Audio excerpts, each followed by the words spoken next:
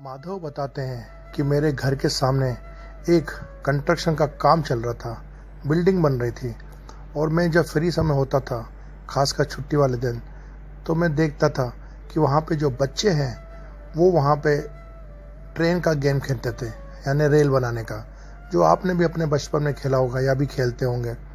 तो वो बच्चे कोई इंजन बनता, कोई डब्बा बनता, इस तरह से वो गेम खेलते हैं। पर जो बच्चा इंजन बन रहा होता है वो कभी न कभी डब्बा बनता, जो डब्बा बन रहा है वो इंजन बन रहा होता है, और एक दूसरे की शर्ट पकड़ के ट्रेन खेलते, गोल गोल घूमते, इधर जाते उधर जाते। उनमें से एक बच्चा मैं देखता था लगातार कि वो आखिरी वाला डब्बा ही बनता था। बहुत मुझे हैरानी होती कि सभी बच्चे आपस में बदला बदली कर लेते थे कि मैं ये डब्बा बन जाऊंगा, मैं वो डब्बा बन जाऊंगा, मैं बीच वाला बनूंगा, मैं पहला बनूंगा, मैं आखिरी बनूंगा, मैं इंजन बनूंगा। पर आखिरी वाला डब्बा जहाँ पे वो बच्चा हमेशा खड़ा होता था, मुझे समझ में नहीं आता कि ऐसा क्यों। कुछ दिनों बीते, मैं वहाँ से निकल रहा था और जब वो बच्चे गेम खेल रहे थे ट्रेन का, मैंने वहाँ रुक के वो गेम पूरा ख़त्म होने का इंतज़ार किया। जब गेम ख़त्म हुआ तो मैंने उस बच्चे से पूछा कि बेटा, सभी लोग कभी ट्रेन बनते हैं, कभी डब्बा बनते हैं, कभी इंजन बनते हैं, कभी कुछ बनते हैं, कभी बीच में खड़े होते हैं, तुम हमेशा आखिर में क्यों खड़े होते हो? उस बच्चे ने जो जवाब दिया, उससे दिल बहुत बड़ा धक्का लगा और एकदम से हिल गया।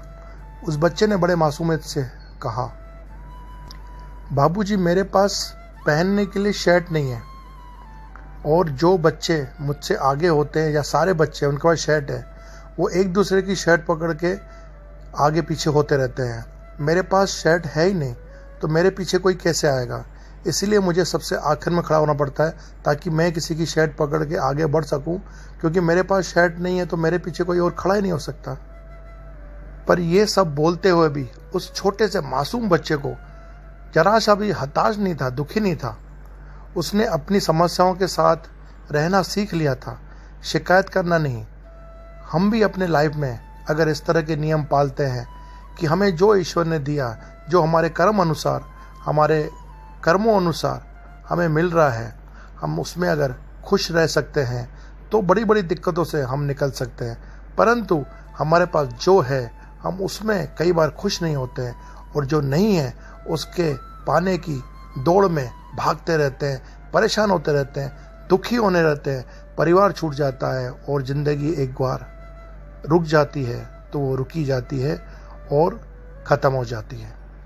इस बच्चे से हमें बहुत कुछ सीखने को मिलता है, वरना हम छोटे कद के लिए, मोटे पेट के लिए, नौकरी नहीं है, कोई छोड़ के चला गया, माँ बाप के लिए, बच्चों के लिए किस किस तरह से हम रोते रहते हैं, परेशान होते रहते हैं। चील की ऊंची उड़ान देख के चिड़िया कभी डिप्रेशन में नहीं आती है। वो ये नहीं सोचती है कि चील की तरह मैं ऊंचा उड़ूं या क्या करूं। वो अपना कार्य अपनी क्षमता से अधिक करती रहती है, अपना परिवार वो भी पालती है। किसी से भी तुलना से बचें, ईर्ष्या न करें, होड़ में मत रहें। अपनी मंजिल को पाने के चक्कर में किसी की डंडी को काटने से अच्छा है अपनी डंडी को ऊंचा करें। मेहनत और लगन से हर चीज़ पाई जा सकती है। अगर आपके पास अभी दुख है तो खुशी का पल जरूर आएगा, अगर आपके कर्म अच्छे होते हैं तो। ओम तत्सत।